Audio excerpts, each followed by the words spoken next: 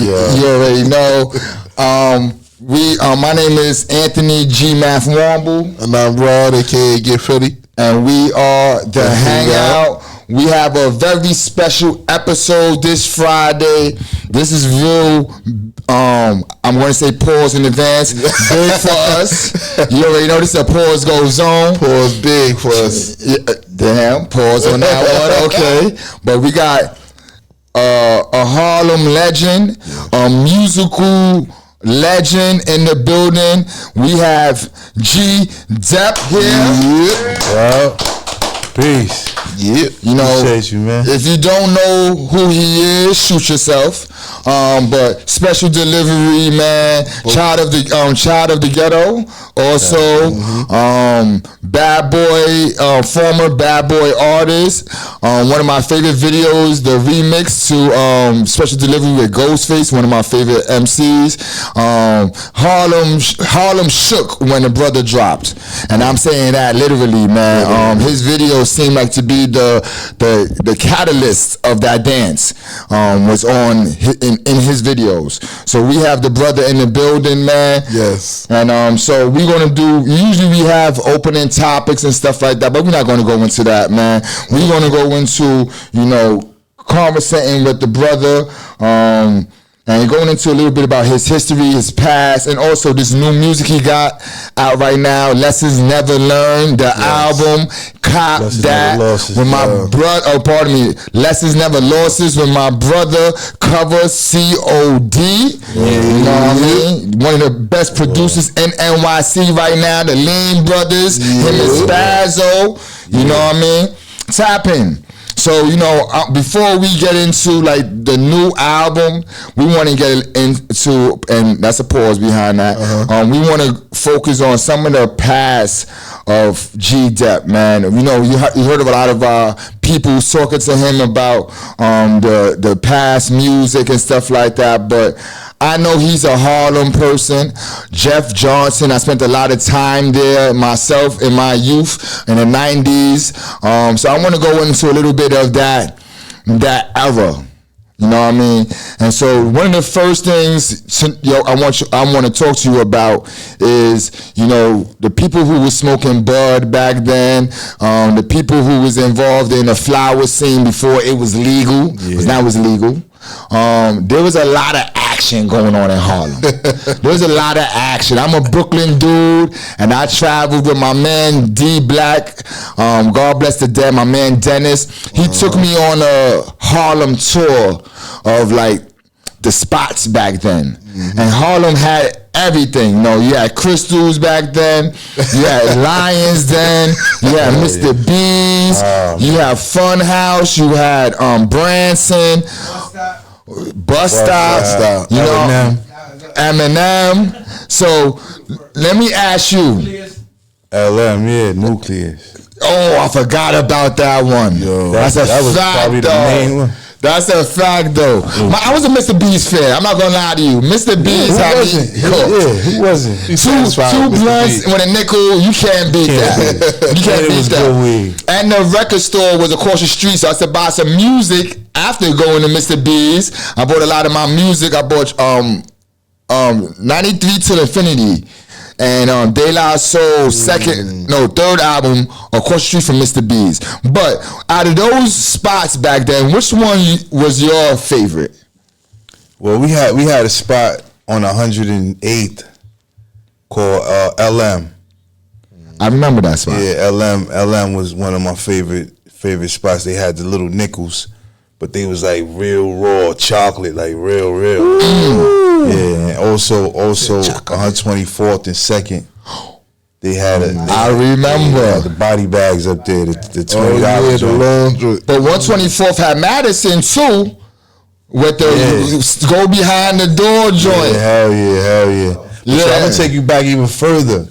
How about right across the street? I mean, I know we all got stories. Yeah. How about right across the street from Rice High School?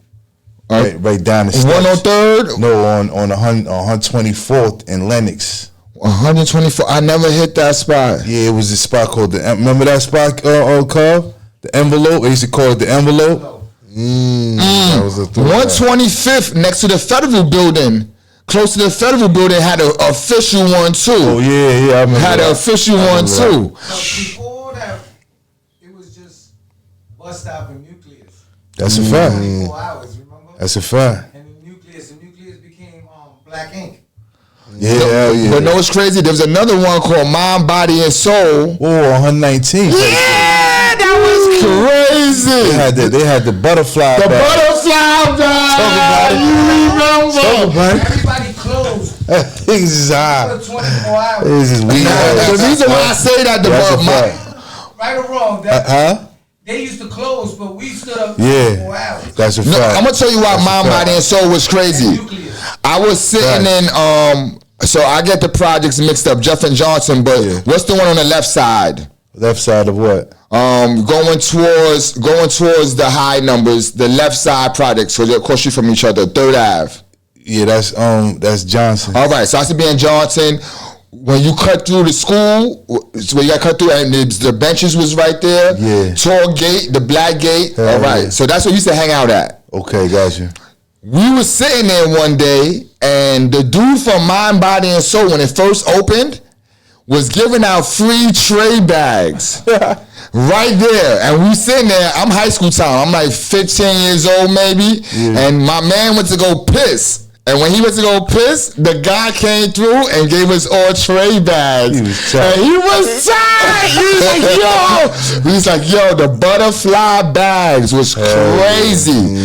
Crazy. So definitely, you talked about Branson. How you felt about Branson, man?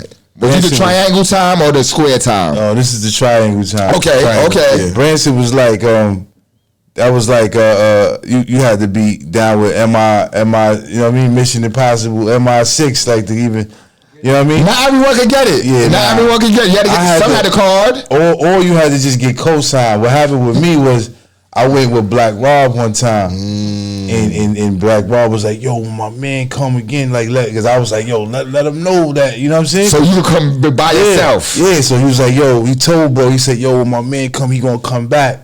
And you know, let him, you know what I mean, show him love. So so I comes back, and the dude act like he ain't remember me. I was like, yo, bro, this always like, did that. I was like, yo, this is 2 days ago, literally. Like, I said, yo, I was with Black Rob. But then when I walked out, he like, I don't know, he stopped me. He was like, yo. And then I came back and he was like, all right, here. And I was like, damn, you ain't remember me that quick, bro. Yo, that's how they was.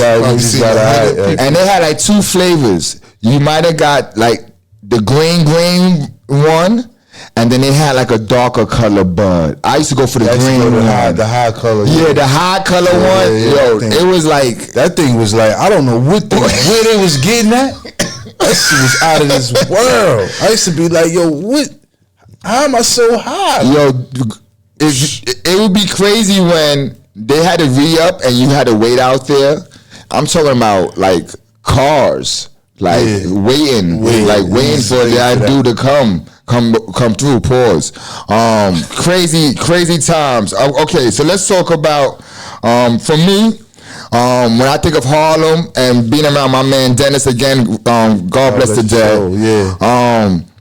I'm thinking about him putting me on to music out there, and one of the first things that he put me on to was mob style. And you had to have the mobs. I got goosebumps. You had to have the mob style tapes back then. It was like, if you wasn't tapped, the same way you had to be tapped into Branson, it was like how mob style tapes was.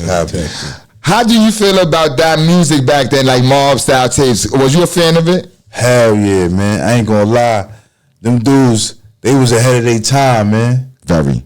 Word. Like, and then they was putting together like that hustle flow, like, and they was really doing that though. And that's what made it. I think that's what kind of made it even so fire. Like, it was like, yo, they really doing this. Like, this ain't like they just talking. Nah, this is. I'm gonna tell you what's deep. At that same point in time, they used to be on Video Music Box. Okay. A very rare time, but they was on Video Music Box when my man Dennis put me onto it. They was like on Fridays or something like that. He'll let them host. Oh wow. No bullshit. They may have be 20 deep on the show. Whoa. Maybe for like a year, people was dying from them. Word. And so like it started off with like 20. By the time like a year later, it was probably like 10 of them. And like they was really like you could tell they was really street dudes, man. Yeah. And so it solidified their legend. Right. Like, oh no. Right. These dudes, that they was nice. Like they could actually rhyme. Yo. So it was like, yo, Harlem G-Raps. Like, Harlem G-Raps. Yeah, I was like, yo, how these dudes was like who they were, and they was already nice. Nice. Like, Whip Wop, Tone Capone, AZ, Gangsta Lou. Yo, when I finally got to see Gangsta Lou in like, you know, this is when like the DVD era started dropping, and he was like doing interviews back then. Yeah. To finally put the face to this person was like illmatic to me because I never seen them physically. And so when the movie started dropping and you starting to see they starting to do interviews, I'm like, oh shit, these people are real people. You know what I mean? Like they wasn't no group. No, this is real individuals. And then they started telling their real life story that almost sounded like they was what they were saying on the tape. It was the same shit. Yeah. So shout out to Mob Style. Also, during that time, you had the Big L's, the McGruffs, who prior to them releasing music, you was hearing all the time. Right. DITC had dropped the tape back in the days, and it had Big L on it, and Lord Finesse had a song Big L and Lord Finesse. And I remember him and this young cat in around the same age group too, and like so advanced, like thinking to myself like, yo, y'all had so much like official tissue MCs at that time coming out in Harlem. So as a Brooklyn dude, and to me it was a new world. Got you. It was a new world, and I'm out there. Like when I say I got to beef out there, everything, right? And to be out there and live in this world, and my man's bringing me everywhere. And he's at that time was well known amongst our age group, very well known person.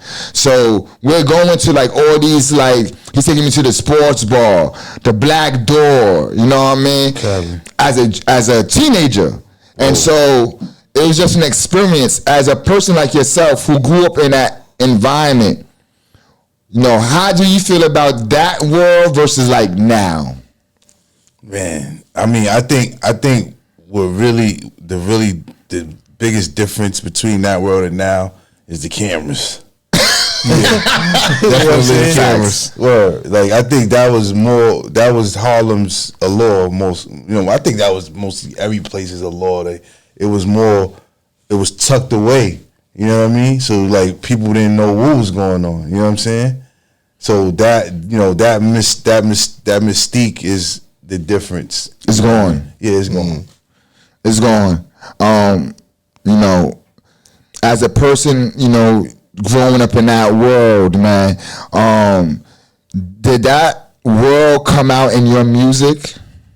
Yeah, it you couldn't help but for it to, you know what I mean? Because it was the lifestyle that you grew up in, you know what I mean? Mm-hmm. Seeing all of that stuff, like, you know. It seems to me like everyone knew each other.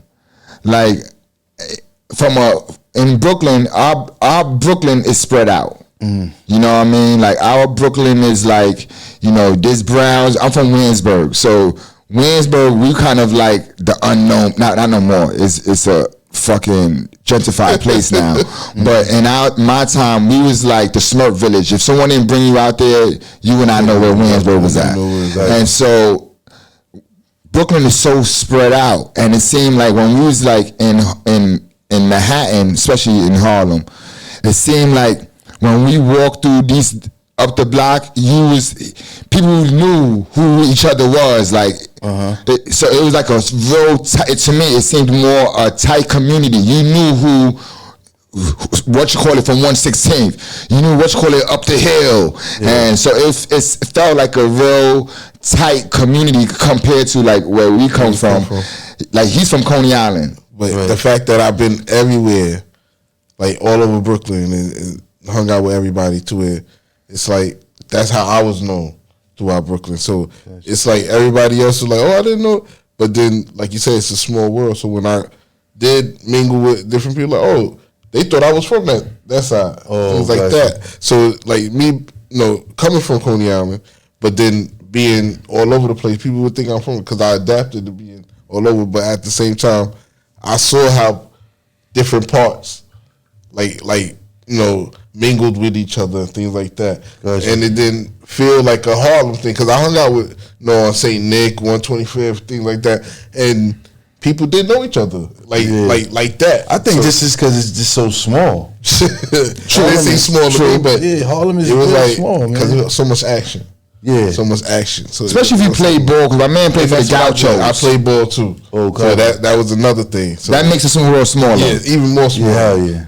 My man, he used to play for the Gauchos, so he knew all the ball players automatically. Before the streets, like I guess to the ball pause, basketball is kind of the connecting factor to when people from other places automatically. Yeah, that's a fact. That's definitely a fact. And then sometimes basketball, it led to other things. To most of the ball players, basketball players I knew became hustlers. Hustlers and rappers. Of that time. Hustlers and rappers. In that time. Exactly. Right. Right. You also have a lot of legendary street legends outside of the mob style. You got the Preachers, you got the No Fear crew, you got the Purple City over there. Very big at that time. Before the rapper, now we're not talking about the rappers, we're talking about the real Purple City. You'll have a lot of legendary street figures also. Harlem has so much allure in all, whether it's fashion, the streets, drugs. You have all this being concentrated in one area. It kind of makes it that special place. As I said, in Brooklyn, it's spread out, and in Harlem, it's concentrated. Yeah. Did you grow up around these street figures? That you ever see these very popular street figures while you was in Harlem? Yeah, I grew up in that era where that was the culture. You know what I mean? Mm-hmm. Dudes just it was just drugs being sold everywhere. You know what I mean? So that was what most people that got a lot of notoriety what we're doing, you know what I mean? So I seen a lot of that stuff. Before social media, and we spoke about this on the past show, a person could be very well known and there wasn't no social media. Yeah, no social media. You know this person from in Brooklyn, Queens. People know these. Word of mouth was real back then. It's as big as social media. Yeah. And so that's to see this time now. These people are. I don't think that without social media they be as big as they are. In our time, for you to really be known, you had to really truly be outside. Exactly. Yeah. And it seems these dudes could be like this and become somebody. Yeah. Yeah, it's a different world. Very different. Very different. When you see yourself now coming home from a bid, you're doing music now, Lessons Never Losses, and you working on this album. How did you even connect with my man Cover COD? Because there's a line that I seen in a video recently, and you said Cover's my mother's son, about your mom's son, something like that. Yeah. How did you and Cover connect? Well, that's the bro, man. I knew Cover. We knew each other for a while since we were young. You know what I mean? We were in the same neighborhood. He was doing beats. A friend of mine named Lata, shout out to him, Blow It Up TV. He introduced us, you know what I mean? I knew him. I used to see him, aside from that, you know what I mean? But I didn't really know what he was doing until we actually, one time we went to his crib, and they have music, studio equipment in the crib, and we just started recording since then. So that was probably maybe 94. Oh wow! So this is back in the days. So my man, one day he took me to 145th and St. Nick to buy bud back in the days, right? And he's like, "Yo, bro, I'm gonna take you to the studio." And I'm like this. All right. He took me to his man crib who hustled. He had like a little beat machine. So I like, this the studio, this the trap. Oh no, so he has official stuff. We had official stuff. Okay. Yeah, hell yeah. Because back in the days, a lot of people said they had studios, but had like a 808. Nah, yeah, they had it. That's why it was like, you know, that was the start of, yeah, you know what I'm saying? His bro like was like, yo, they got the studio, and then we went in there, we was like, whoa. Okay. You know what I mean? Yeah. And so, you know. Like, well, me and Dev know each other, like, being from Harlem. Yeah. And we have, like... People think he's from the Bronx, though. You know that, right? Yeah, people think Cover's from the Bronx. I am from the Bronx. But you spent more time in Harlem before? What happened was that one of my peoples that I grew up with ended up going to Harlem. When I first went to Harlem was the West Side. Okay. So I was getting money out there, whatever, and I stuck out like a sore thumb because everybody on the West Side is dark. That's fact. So I had straight hair, dressed up with sweatpants, looking like everybody else, but I stood out. So the people didn't want me to stay there. They said I belong more to the East Side. So my people sent me to the East Side. So when I went there, the first kind of people that I met was my bro Brock. He was young. He was like about 14, 15. You know what I'm saying? I knew that Dep used to be around him. I'm talking about when I first even started hearing Dep. What was that on Fat Beats or Tape Kings. Tape Kings. Hell yeah. The yellow. I remember. Remember? Hell yeah, damn. That was the first record I got. They gave it to me, and I was like, yo, this Dep. So fast forward, like me and Rob got real close too. You know what I'm saying? That was my bro too. God bless. God bless. But after that, Lata and me got together and built this studio. This shit was like a little baby D&Ds. Nobody. Wow. And everything was analog. And that's when it was expensive too. It was very expensive back then. Everything was at least 5,000. Facts. Yeah, man. Yeah. MP that cost us almost 5,000. You know at that time. Yeah. It was everything, and it wasn't like now. They got the little mini versions of stuff. Yeah, back then it was like the big joint. You had to go to what was the place? Sam Ash. And play with it and learn it before you buy it. Put it on layaway. Because after like him being friends with the way he is with Brock and Lata, it was only right that now after seeing each other always, yo, what up, boom boom, passing by, is like, all right, now we had the time to click. That's what's up. Since then, you know, that's my bro. Like, yeah. When he was locked up and towards the end of it, and we got to speak, this was his reason to come out to do this. You know what I'm saying? That's what's up. There was no doubt. You was gonna do music together. No, and then being in the position that I'm in, pause, you know what I'm saying? And you know, that's a big pause too. Yeah.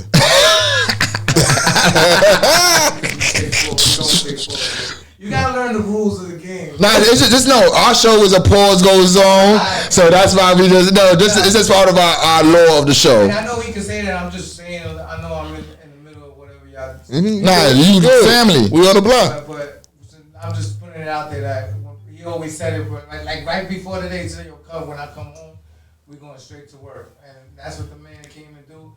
And we even took a trip to Florida together. I seen that. That's where the Kendrick Lamar freestyle comes out. And we came back on some focus, you know what I mean? So whatever that man came to say that he wanted to do, he came out and did it, and you know. And I commend you for that. That's crazy, creative. Where we at? We pushing. And you know, we going back to the groundwork. You know, I told him let's go back to the ground, and he said, yo, we're gonna have to. This is like starting over. Facts. You know, he got his story, but like now we just trying to get this music right. Yeah. There's more stories for that man that a lot of people haven't heard. So let me ask you, how's the energy between your two, producer wise and MC wise? Oh man, it's like a super synergy, man. All he gotta do is make him. You set him up, I knock him down. That's it. That's real. Hell yeah. How long have y'all been working on this new album? Since I came home, I remember the first song we did was I was probably fresh out. I want to say want to say the first song we did was in like what, May. I got home in April, and I think we locked in before May. First, right? Huh? How can I? Yeah. And that was like I was only home like maybe 2 weeks before I came to your spot, right? So Got on the radio right away. Shout out to hell yeah. Did they ever play the joint? Did they play it this week when we were supposed to get it played? And they gonna play it this week too. Oh well? That's what's up. You We know, got the new single out right now. It's Charge It On In, and that's what is getting circulated right now. you know what's crazy? When you first came home, and as I said, I've been doing business with Cover for like 9 years now, and I seen the studio like one of the first days you came to the studio. It looked like it was packed. Like mad dudes was there, and I said, Umbrella's gonna get a lot of new business because they see that they got. There's always somebody of caliber coming to the studio. I've been there. Jim Jones, the Jungles, the so many. Yeah, so many facts. Yeah. So when I seen you there, I said, "Oh, it's going to get real. It's going to get real." You know what I mean? Like there's definitely that's the energy that the studio needs to see. They see like it's a lot of big production coming out the studio. Umbrella Studios we're talking about. If you don't know, over by Hunts Point, they have kind of like the city in and out that studio. That's a fact. And so when I seen you there, and I seen like it was like mobbed up. You know what I mean? I'm not gonna bullshit you. I seen like a lot of dudes in there. I said, "Oh, it's gonna get even more bucky than it already is already." You know what I mean? So also, you know, how many songs did y'all work on for this new album? We got 16 on there. I think Cover got the lion's share on there, probably. I think my eight songs or something like that. Okay. You know what I'm saying? Did any songs didn't make the cut? Nah, we used all of the songs that we did up in Umbrella. We made the cut, except for one. We did the ski joint. Yeah, we did. Wow. Yeah, that didn't make the. We didn't put that on the album. Yeah, that's gonna be on the next one. If you don't know who Ski is, we talking about Ski. He produced the Jay-Z's first album, Reasonable Doubt. Yeah, that's what we could start off with, Cub. I come through that second verse. You know I did it. Yeah. I just never laid it down. That's it. We starting to work on the next project already. Like we really zoning and getting our minds ready for the next one because we were just setting it up, you know, getting my guy right to make sure he gets some of that stuff that he wanted to release. You know what I mean? Like we want to get some of them lyrics out and get his, you know, his back. Get that ball rolling. Now we about to just go crazy because you know they want to hear that. You know what I'm saying? We want to keep hearing that. And we want to keep that shit going. Musically, what has changed in Bad Boy Gdep versus Gdep 2025? Better willing. I mean, I think like I was saying to the brothers, man, like. You know, I'm just more responsible with the music, man. You know what I'm saying, these days, you know? But, you know, other than that, you know, I'm just, you know, I'm having fun learning. You know what I mean? I'm learning, you know, different, you know, techniques, different ways. The beats, the music is just like iller to me. It sounds crispier, you know what I mean? Everything is just, you know what I mean? Are you the type of MC that Cover got to send a beat pack to, or one of the dudes that sit there with Cover while he's producing it right there, and you're writing right while he's producing it? Which one? Either way, you know, Cover he's a busy guy, so a lot of times when I do get the chance to be in the studio with him, he'll just start cooking, and you know, most of the time I just write right there. You know what I mean? That's how most of our stuff got done, kind of. Are you writing on paper or are you writing on your phone? I'm writing on the phone, you know what I mean? Yeah. That's, you see where I'm asking my questions from. Yeah, hell no. Yeah, I've been knew that phone was the way.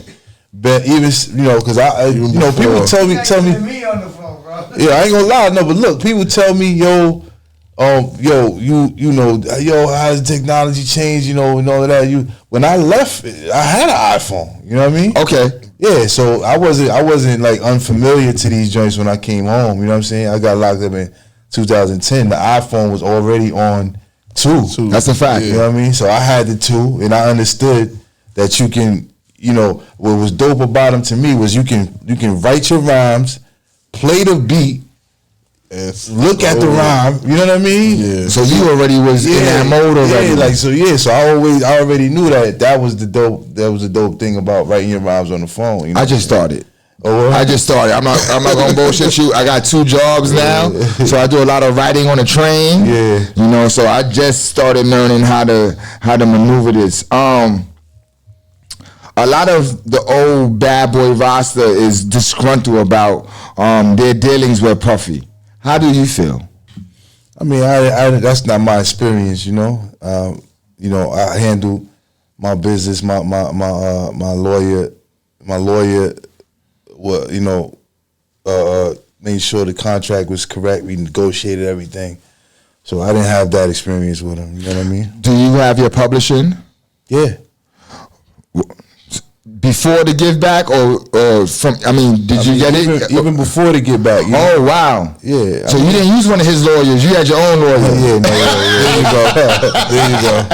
That's what. I mean, look, man, I don't, people tell these stories and all of that, but like you had to just, be the type of person that shown that you was gonna handle your business and it got handled. Like, you know what I mean?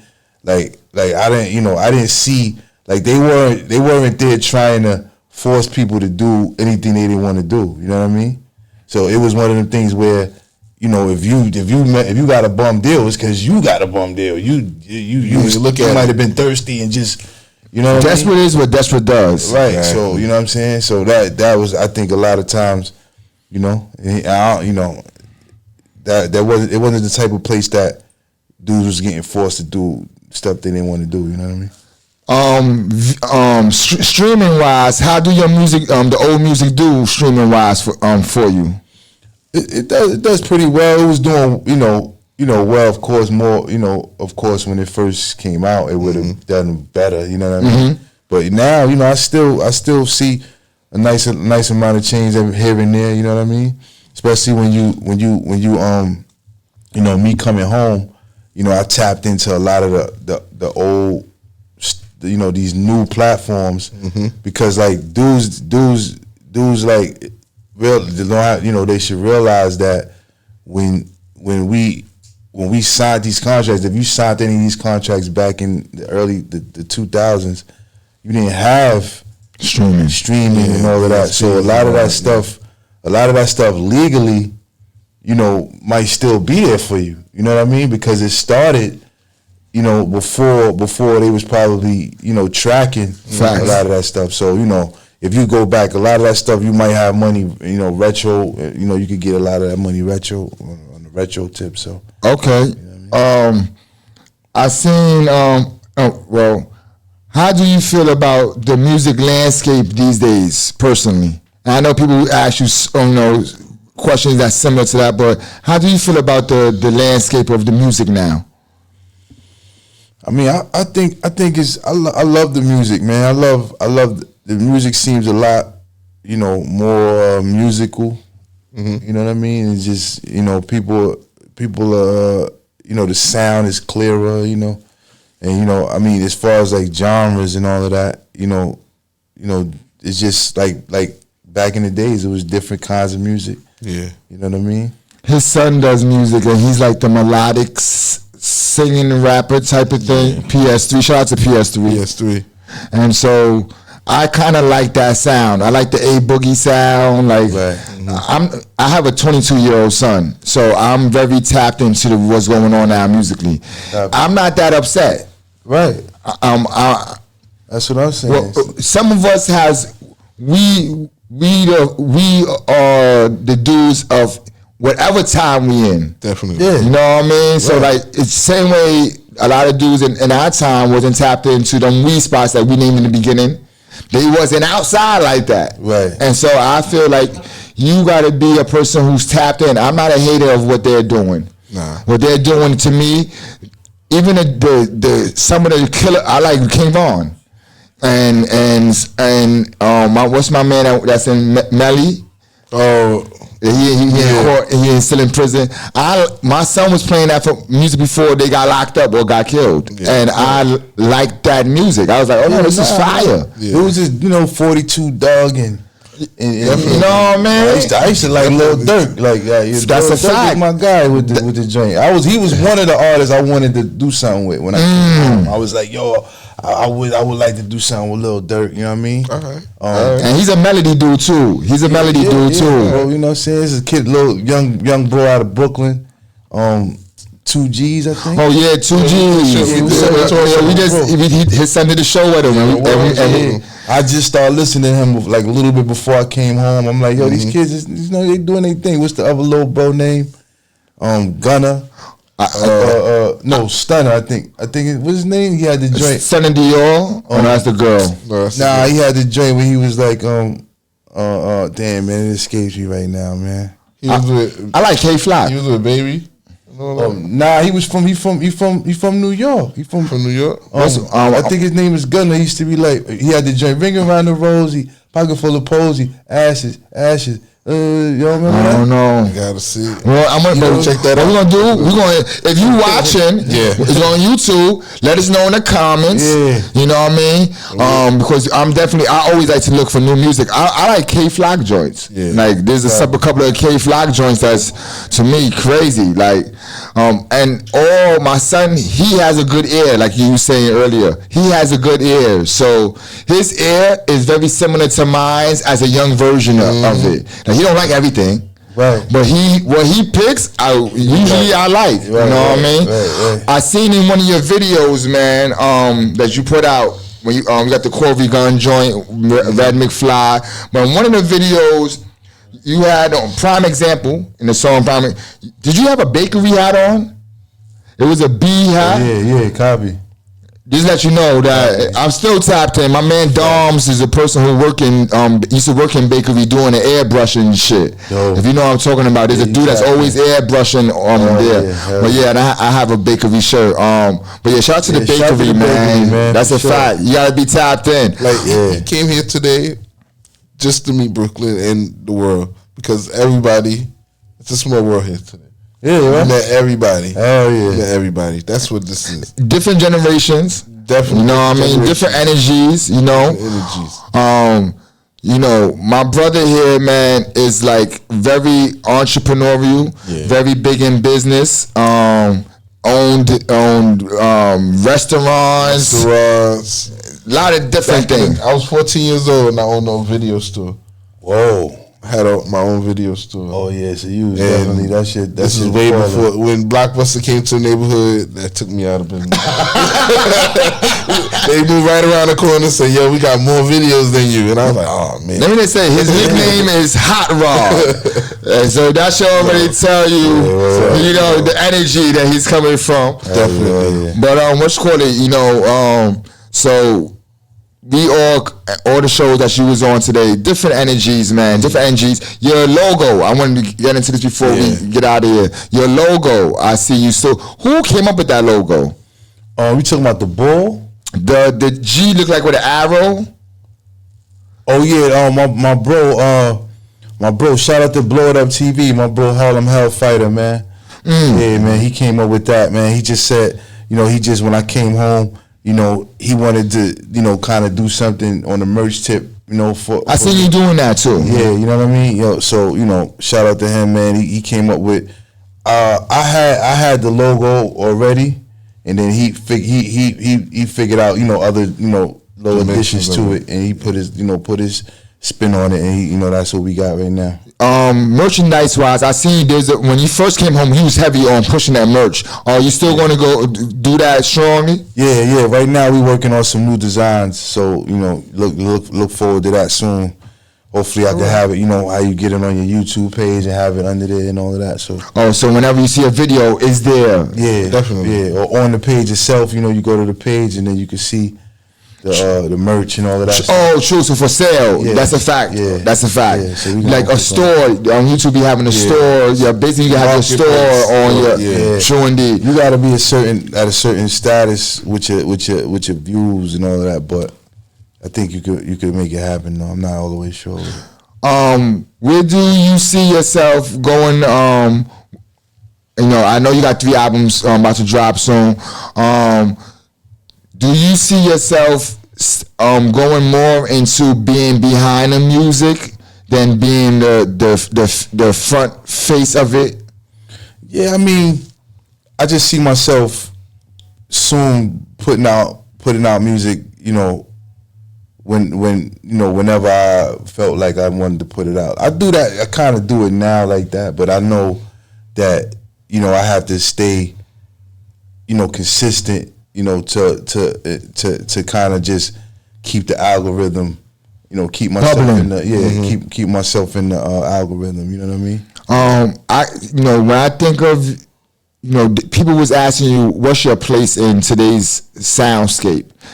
And, there's people like, I think, the Benny the Butchers, the 38 Specials, right. Like even what Alchemist is doing, a lot of stuff that Alchemist is doing. I definitely see a place for you without following a trend. Those individuals are doing real hip-hop. It's just modernized. Cover has a great skill in a boom bap sound, but with a 25 twist to it. Yeah. So that is like a perfect person to be working with for that sound. When you listen to what he does with Dice Peso, it's even that new sound, but it still has like that hip hop. Yeah, that's a fact. So this definitely coined that. I think that you with the right person when to find that space. That space it exists. I think that a lot of people don't explore it the way it's supposed to be explored, and they don't have a producer that can challenge them. No, that could make that sound. Make that sound for them. Because when you listen to like that, when you listen to an Alchemist, these are dudes is from 20 plus years ago. Yeah, but they're doing music now for the new people, and it sounds very nostalgic, but it still has that new sound going on. They definitely. Producers have to be in tune as well, just like artists. You up on the new technology, the new stuff we doing. Just like artists got to be up on the new sound, the new lingo. You know what I mean? Same thing. I think that's what happens to a lot of older MCs. The lingo is very important. Yeah, I think that. The only thing that separates a young person from an older person is the lingo. That's a fact. You know what I mean? I work at, shout out to all my workers at Chicken Guy, where I'm around a lot of 35 and under. And a lot of words I've been learning just from hearing them talk. And now I'm getting, like, sturdy means like basically like, yeah, I'm okay. Like, instead of saying okay, they're like sturdy. Yeah, sturdy. I'm like, okay. And I'm noticing that it's keeping me more in tune. So you got to have a young person that's there. Why you think I'll be in the studio with all these young people? You got to, man.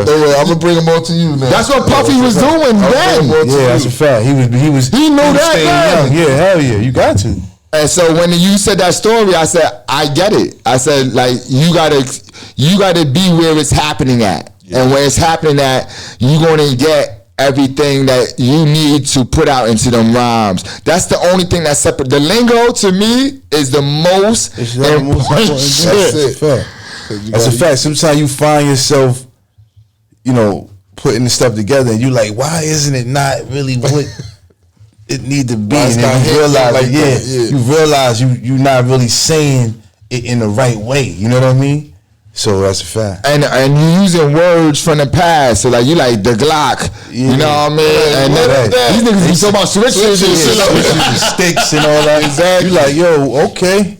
Yeah, you definitely gotta know what's going on. Lingo, very important. If you an MC, man, You just put me on it. I ain't never hit switch. yeah, the switch is I still was on stick, yeah. Yo, and I done heard chopsticks. They do different versions of that. You know what I mean?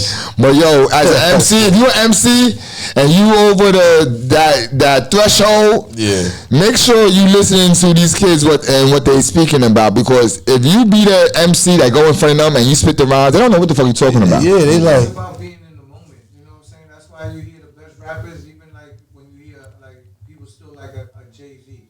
He might talk intellect, but he still kicks those lingos that everybody knows. Exactly. You stay in the moment. Like when you hear Drakes and all that, when they get in there on their peak, just when you heard Depp, when you first heard him, he was in his peak. It was popping. It was the moment. Yeah. So that's why everybody related and grasped to it. Right. That's why when people are not in the moment when they're making their music, people don't grasp to it because that's a fact. It's outdated. Like at that time, dudes was just saying dudes was saying burn it. At that time, like yo, burn it up, nigga. Like that was a fresh slang. That was a fresh one. Fresh, like you know what I mean. So when I said it in the rhyme, it was like, oh yeah, like you said, you right. Like he was like right there, like. Because you think about it, all the best music is relatable for the time. Exactly. So if you're not living in the time, that's why they always tell a rapper to go live more, to write better. You know what I'm saying? Go live. That's why when people go travel and rappers become even more into their words because they're living it. They travel into the South. They're hearing the slang from the South. They going to here, Chicago. They getting the slang. So it evolves the music. You know what I'm saying? Because people can relate to it because it's happening now. So if you're talking old, it sounds old. It's not in the moment. Right. It sounds old.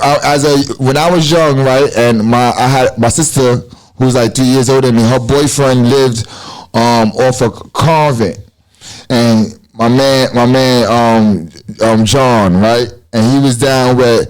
I forgot the name of the group, Baby Thaddeus and it was a Harlem group that had like a lot of members, like a Wu-Tang, but it was like of all Harlem. Baby Thaddeus came from that, from Troubleneck Soldiers. No, I'm not gonna say that was on my what's called it. Troubleneck Soldiers is actually right here. I didn't even go into that, but that's crazy that you said that. Right. But my man John, Trooper J was his rap name, Trooper J.